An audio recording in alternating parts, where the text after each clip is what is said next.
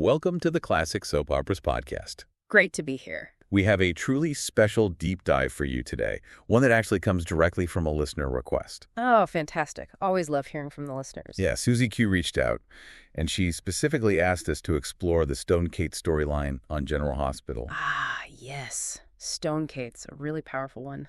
Definitely. She wanted to understand, not just the story itself, but its profound emotional impact. How it resonated so deeply and left such a lasting mark. It certainly did. It's one of those storylines that people still talk about, even decades later. Absolutely. Yeah. And just a heads up for those of you watching us, we're trying to set the mood of the era a bit. You'll see some classic Gene commercials from the 70s, 80s, and 90s playing in the background. They'll be muted and captioned. Right, because we can't show full episodes of GH, obviously, copyright and all that. Exactly. But these old ads, they kind of capture the feel, don't they? The aesthetic of the time. They really do. They transport you right back. It helps set the stage for talking about General Hospital, or GH as most people call it. Right. Back then, it wasn't just a show. It was like a cultural touchstone, a cornerstone of daytime for millions. So for anyone maybe less familiar with its long history, GH, created by Frank and Doris Hersley. That's right. Visionary duo. It premiered way back on April 1st, 1963. April Fool's Day. But it was definitely no joke. Not at all. It captivated audiences pretty quickly, cemented its place. And right from the start, it was focused mainly on the drama, specifically on the 7th floor of General Hospital, right? Yeah, initially in this unnamed mid-size eastern city. Which later became Port Charles, for all the trivia buffs. Exactly. That happened in the late 1970s, gave it that iconic setting. And the longevity, I mean, it's just incredible. GH is really in a league of its own there. Oh, absolutely. It's a testament to storytelling that resonates across generations. It really is. Its place in TV history is, well, remarkable. It holds a Guinness World Record, Oh, wow. For what? Longest-running American soap opera still in production. That's amazing. And get this, the world's third longest-running scripted drama series still on the air. Incredible. That speaks volumes about its ability to evolve and its loyal audience. It really does. Very few shows manage that kind of reinvention while staying true to their core. And it's not just about lasting, right? It's earned some serious critical acclaim, too. Definitely. Awards and recognition. Like in 2007, Time magazine put GH on its list of the 100 best TV shows of all time. Wow, alongside some major heavy hitters. That's quite a statement. It is. And the daytime Emmys. 14 wins for Outstanding Drama Series. 14, that's a dynasty. It is. And those wins often recognize the show's courage, its willingness to tackle really complex social issues. Which brings us right back to Stone Kate's. Exactly. The character Stone Kate's played so well by Michael Sutton from 93 to 95. And his love story with Robin Scorpio, Kimberly McCullough, equally amazing. Absolutely pivotal. It wasn't just drama. It was a watershed moment for the show. Huge impact. Yeah, this storyline brought General Hospital massive critical acclaim, specifically for how sensitively it handled HIV/AIDS. Which was still surrounded by so much fear and misunderstanding back then in the early to mid-90s. Right. So this deep dive isn't just about, a sad love story. It's about how TV, even a soap opera, can be a vehicle for enlightenment. That's a great way to put it. It truly showed the power of the medium to spark conversations, important ones. So let's really get into Stone Kate's himself. His origins are pretty key to understanding him, aren't they? Definitely. His full name was Michael Stone Kates. Michael Sutton played him, like we said, 93 to 95. But his impact was so huge. That he came back. Yeah, as a ghost. Michael Sutton returned for guest spots in September 2010 and again in August 2017. Wow. Years later. Yep. That really shows how much he stuck with the characters, with Robin and Sonny especially, and the audience too. It really does. And his job in Port Charles. Just a waiter. Simple, but his background was anything but. Oh, incredibly troubled. He and his sister Gina were abandoned by their parents, Louis and Sophia Cates.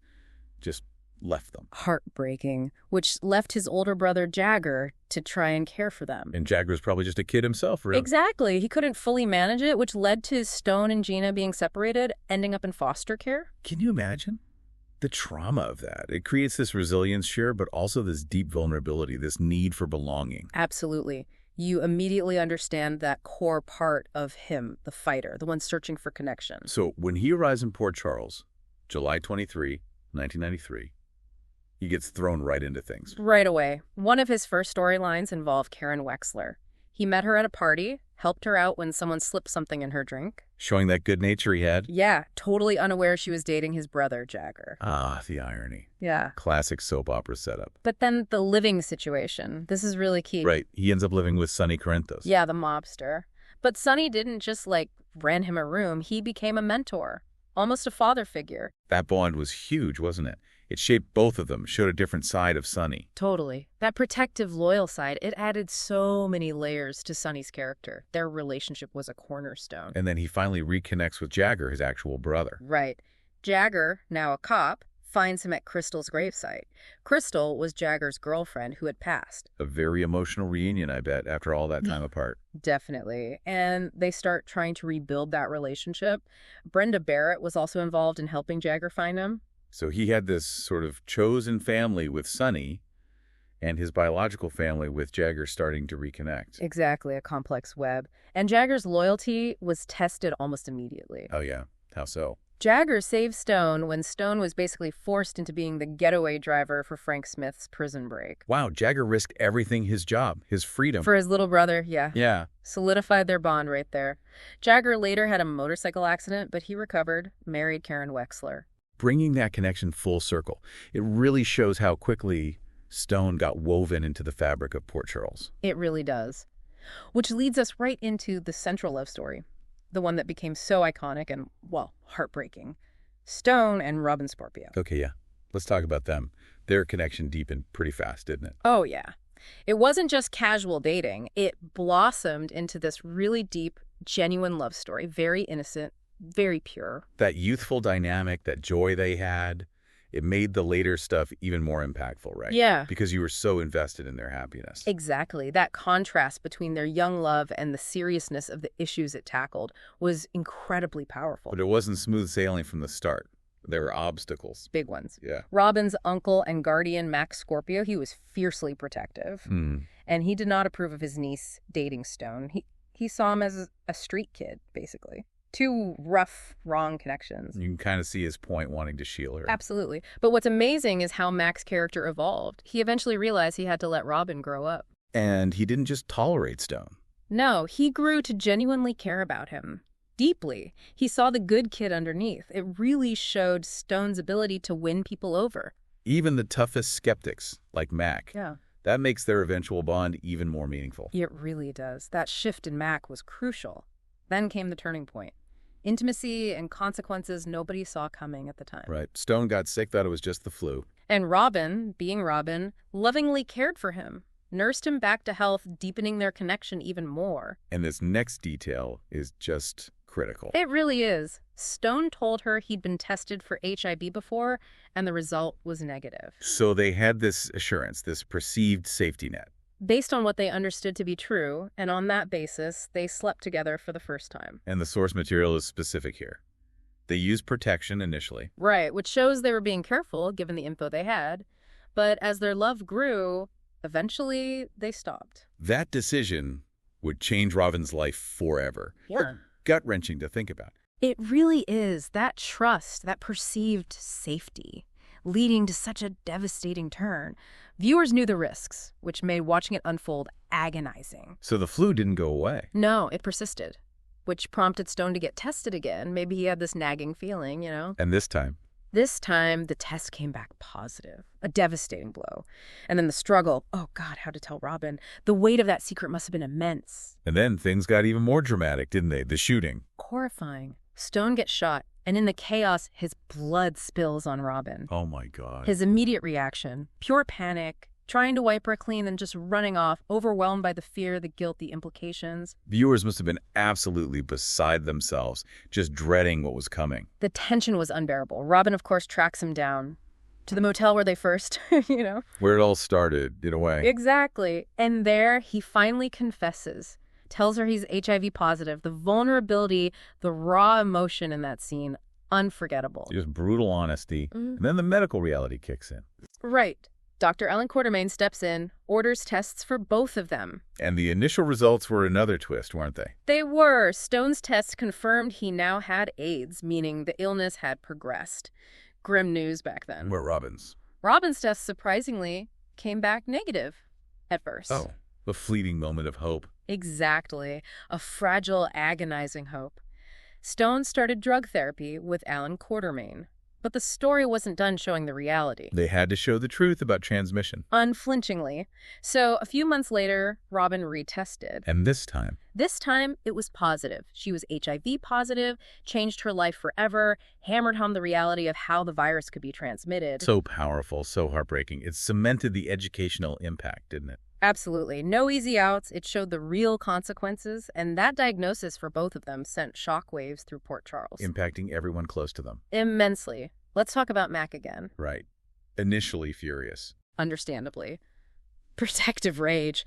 But underneath, that care for Stone had grown. It was amazing to watch. He even saved Stone's life during a seizure. Wow. Rushing to help him. Yeah, their bond became incredibly strong. Mac saw past the street kid label completely, showed real growth, real humanity. And Sonny, how did he handle it? Oh, Sonny was shattered.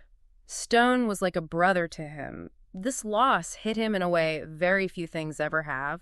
We saw a raw grief from Sonny, a vulnerability that was rare and incredibly powerful. Showed how deep that connection went. Absolutely. And Brenda Barrett, too, she was close to Stone, close to Sonny. She took it really hard. And she and Sonny found comfort in each other. Yeah, their shared grief deepened their own complicated bond. It just shows how Stone's life and his illness touched everyone. And the show didn't sugarcoat his decline, did it? Not at all. Even with drug therapy, which was still pretty basic then, his condition worsened significantly. They showed the harsh reality of AIDS progression in the mid-90s. And that detail about his eyesight. So poignant. His eyesight started failing due to CMV retinitis.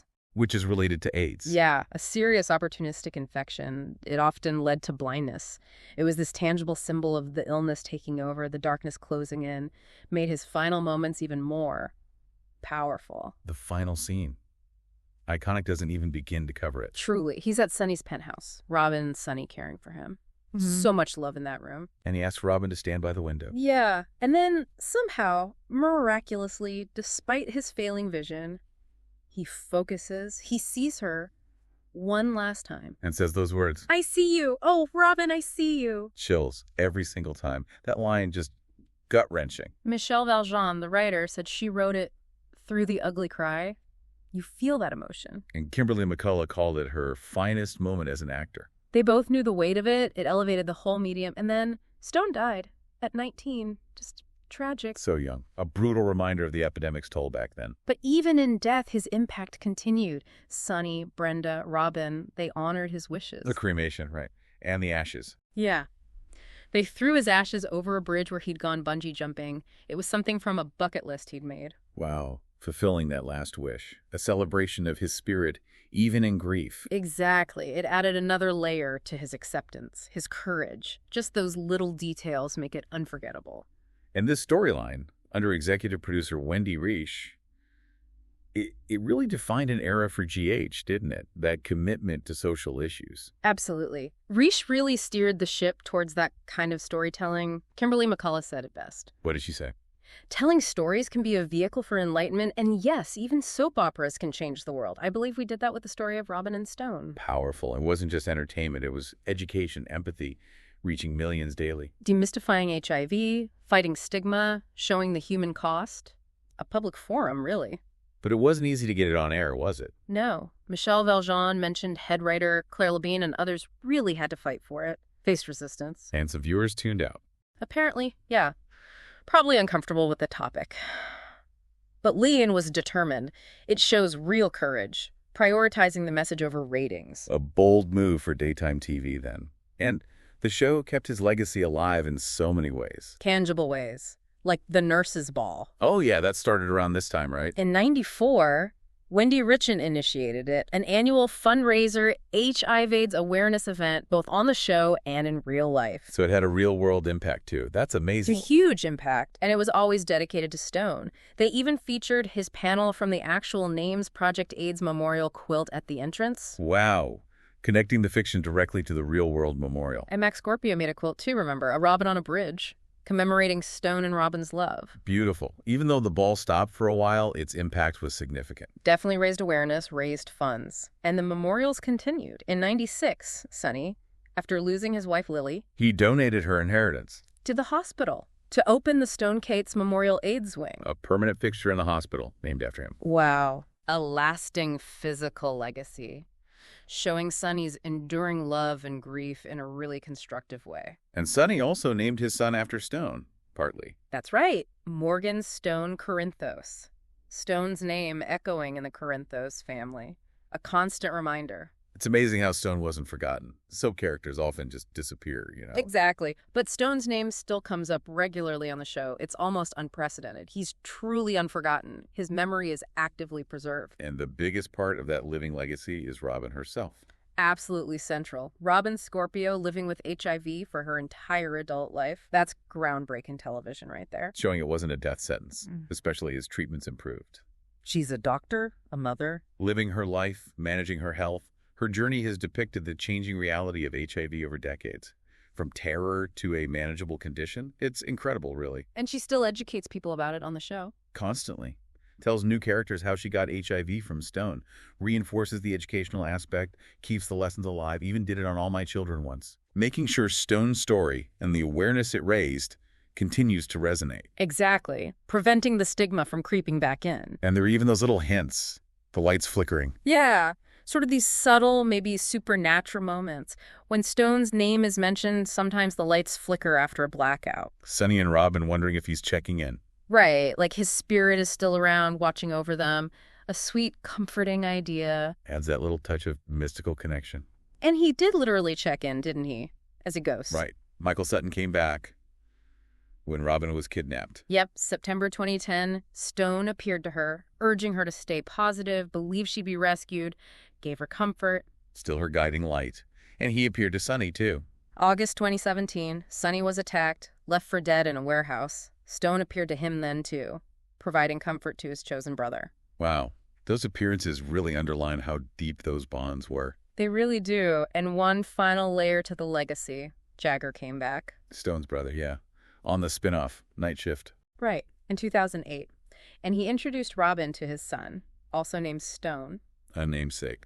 And later, that younger Stone was diagnosed with autism, adding another layer of social relevance connected to the name. Just shows how deeply embedded Stone's story became. What a journey. It was truly a powerful, courageous storyline. General Hospital tackling HIV/AIDS head-on, raising awareness, changing perceptions. Absolutely. Leaving a huge mark on TV history and on the viewers. A reminder that soaps can be profound, can enlighten. So, thinking about that, it makes you wonder, doesn't it, for you listening?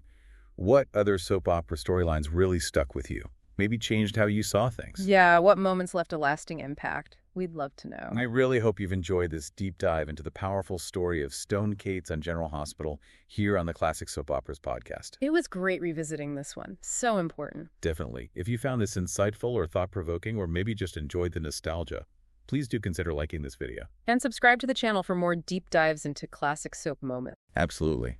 And please leave a comment below. Tell us your thoughts on the Robin and Stone story, or suggest other classic moments you want us to explore. Your engagement really helps us keep doing this, bringing these stories to life for Susie Q and everyone in our amazing community of classic soap fans.